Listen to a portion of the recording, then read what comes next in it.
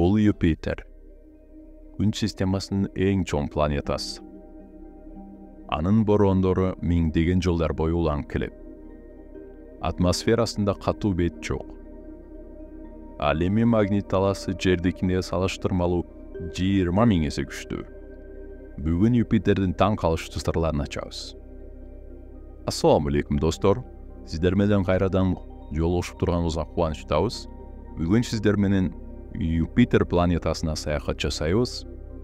Немесе кызыктуу фактларды билип алууга даярсызбы?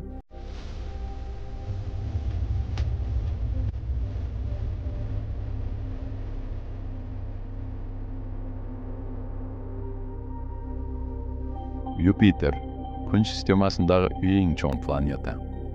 Анын көлөмү ушунчалык чоң болгондуктан, анын ичине 1 300 000 жер батат. Анын массасы башка бардык планеталарды кошкондо да 2,5 эсе оор.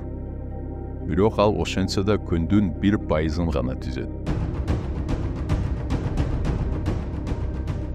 Юпитер Күн системасындагы эң тез айланган планета. Бир суткасы болгону 10 саат. Бул ылдамдык планетаны бир аз сөрү кылып көрсөтөт. Юпитерде эң белгилүү нерселердин бири улуу кызылтак. Башкача айтканда, кызыл уюк. Бул аймакта 500 жылдан бери токтобой жаткан гиганттык бороон бар. Бир нече кылым мурда бул бороон азыркыдан 3 эсе чоң болчу. Ал акырындап кичирейип баратат. Бирок дагы канча уланат, аны эч ким билбейт. Анын ичиндеги шамалдын ылдамдыгы 600 чакырым саатка жетет. Бул жердеги эң күчтүү урагандан дээрлик 2 эсе күчтүү. Юпитерде 95тен ашык айы бар. Бирок алардын ичинен эң кызыктуусу Ио, Европа, Ганимед жана Каллисто. Ио Күн системасындагы эң вулкандык активдүү спутник. Анын бетинде 200дөн ашык активдүү вулкан бар. Европа бул муз менен капталган ай. Илимпоздор ал жакта суюк суу океаны бар экенин аныкташкан. Балким ал жерде инопланеталык жашоо болушу да мүмкүн. Юпитердин магнит талаасы Күн системасындагы эң күчтүү магнит талаа. Ал Жердикинен 20 000 эсе күчтүү. Эгер сиз Юпитердин бетинде туруп калсаңыз, албетте, эгер катуу бети болсо ал жакта, салмагыңыз Жердегиден 2,5 эсе оор болмок.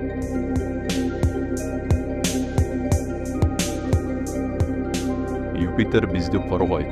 Анын күчтүү тартылуу талаасы көптөгөн метеориттерди жана кометаларды өзүнө тартып, жерди чоң соккулардан сактап турат.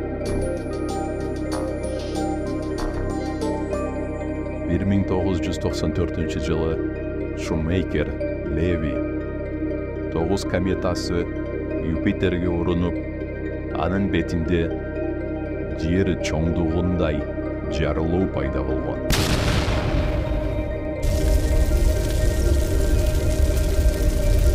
НАСАнын Juno аппараты Юпитерди изилдеп, бизге жаңы маалыматтарды берип жатат. Келечекте илимпоздор Европа Клиппер миссиясы менен Европанын астындагы океанды изилдөөнү пландап жатышат.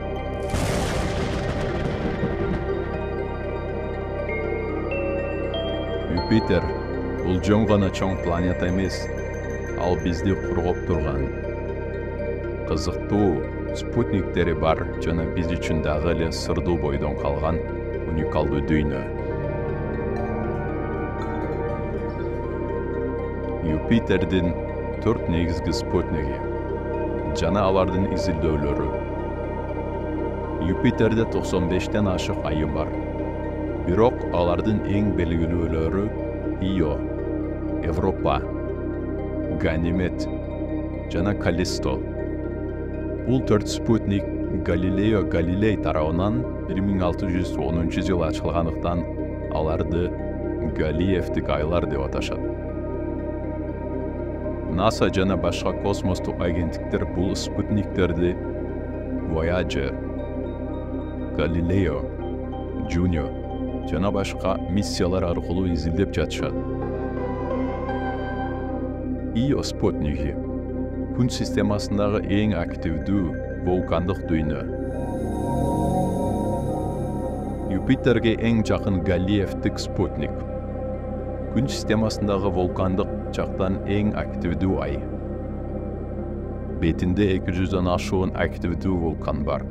Кээ бирлери 500 чакырым бийиктикке чейин лаваны чачышат. Атмосферасында негизинен күкүрт газы бар. Ошондуктан ал сары, кызыл жана жашыл түстөрдө көрүнөт. Voyager 1 1979-жылы биринчи жолу Иодогу активдүү вулкандарды сүрөткө тартып таң калтырган. Галилео 1995-жылдан 2003-жылга чейин Ионун ички түзүлүшүн изилдеп, анын ядросу темирден турганын аныктаган. Juno 2016-жылдан бери Ионун вулкандарынын динамикасын изилдеп, анын бетиндеги өзгөрүүлөрдү тартып жатат. Юпитердин күчтүү тартылуу күчү Ионун ички бөлүгүн катуу басымда кармап, аны тынымсыз жылытып, вулкандык активдүүлүктү жаратат.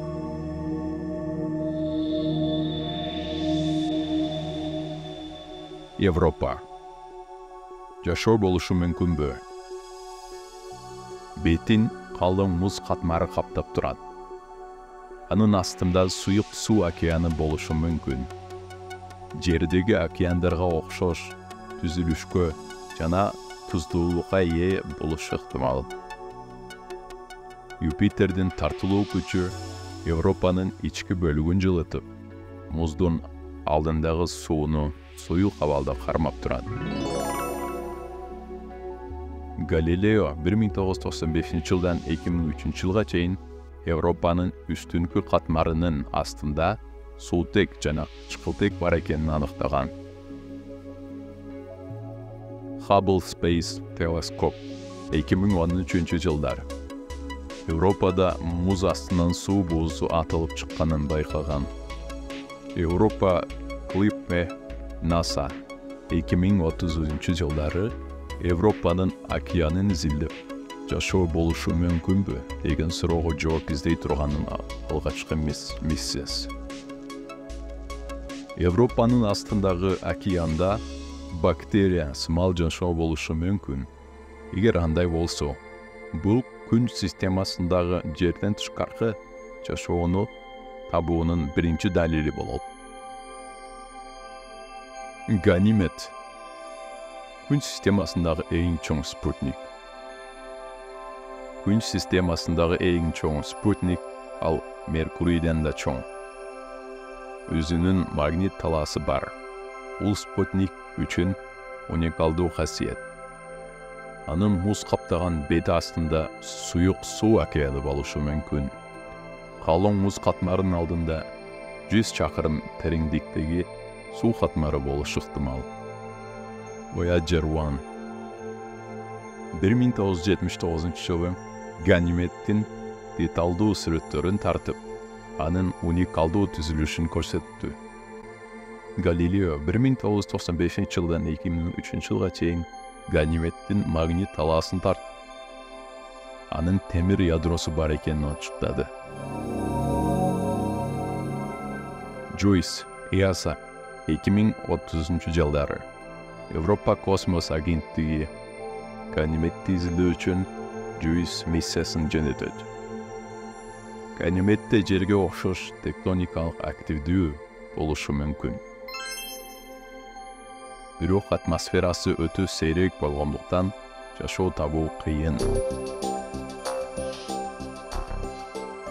Ал эми Каллисто күн системасындагы эң эски айлардын бири. Күн системасындагы эң көп кратерлешкен ай.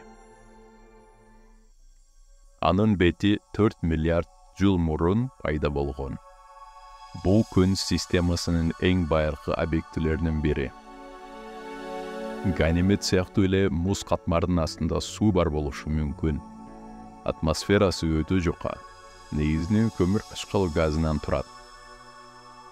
Галилео 1995-жылдан 2003-жылга чейин Каллистонун ички түзүлүшү муз жана тектердин аралашмасынан турганын ачыктаган.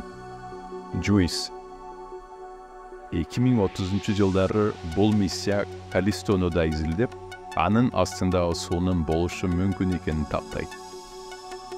Айрым илимпоздор Каллистону келечектеги адамдар жашай турган база катары карашат. Анткени ал Юпитердин алысыраак жайгашкандыктан анын радиациясы азыраак. Юпитердин 4 спутниги күн системасындагы эң кызыктуу объектилердин бири. Ио вулкандык активдүүлүгү менен таң калтырса, Европа жерден тышкаркы жашоону изилдөө үчүн эң перспективдүү ай. Ганимед өзүнүн магнит талаасы менен уникалдуу. Ал эми Каллисто күн системасынын байыркы тарыхын чагылдырган таң калыштуу дүйнө. Келечекте бул спутниктерди изилдөө күн системасында жашоонун мүмкүнчүлүктөрүн ачып бериш толук мүмкүн. Европа Клиппе жана Жуис миссиялары бул сырларды ачууга жардам берет.